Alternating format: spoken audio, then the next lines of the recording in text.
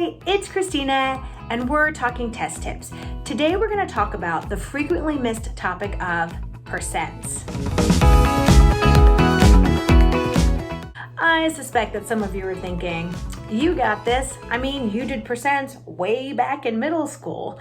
Well, that may be true, but I am doing this two-part video because over the years, I have seen students struggle with percent questions because they seem to confuse or misunderstand crucial aspects and applications. Today, we're going to talk about percents and the difference between percent of and percent change.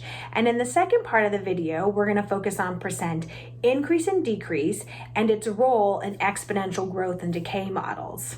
But in both videos, our goal will be to review the concept and its method and to ensure that you get all of these percent questions correct on the SAT and the ACT.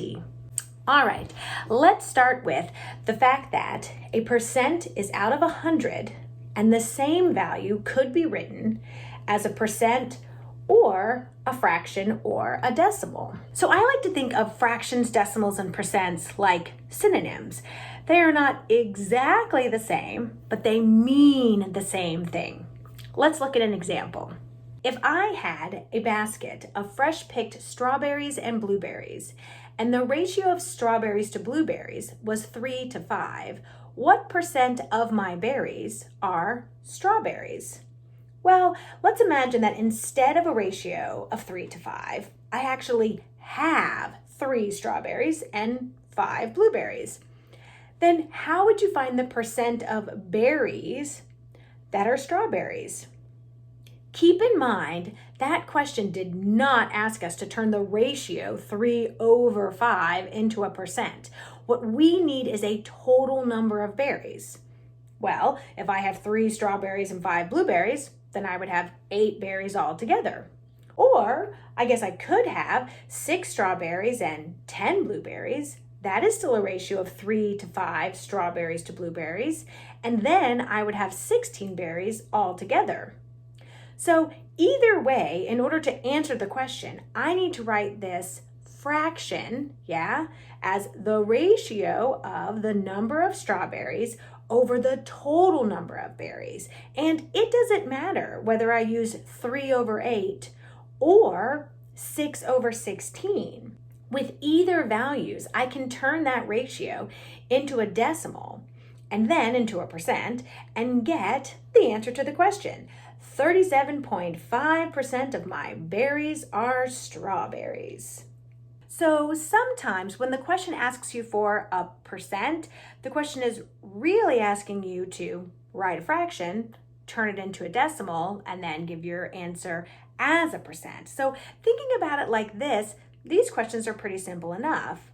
Another place that students struggle with, though, is the difference between percent of and percent change. Percent of means you are determining what part of the whole is equivalent to the percent out of 100, whereas percent change shows this ratio of the amount of change to the original amount.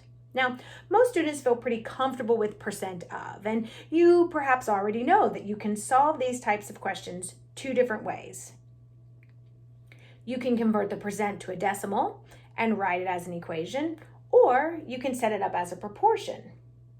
Neither solving by equation or proportion is better or worse. It is truly about which you prefer. If I move too quickly through the percent of, then just go back and pause on those slides and you can see all of the steps worked out. But let's go ahead and continue to percent change.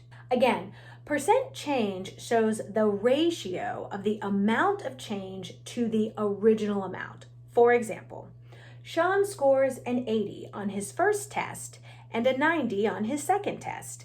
What is the percent increase from his first test score to the second test score? So the new number is not a part of the fraction.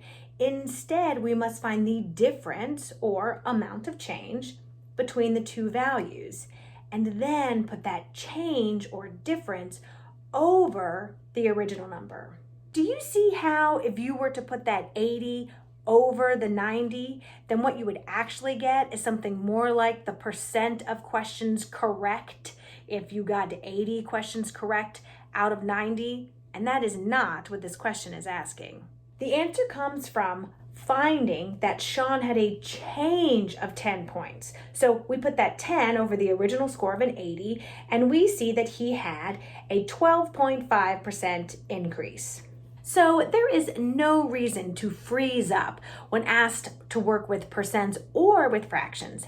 You have got this. You just need to take a minute to determine if you're being asked a question about percent of or percent change. Then write your equation or your proportion and solve. These are the kinds of questions that you can get right every single time. All right, that's it for part 1. See you soon in part 2. Happy practicing!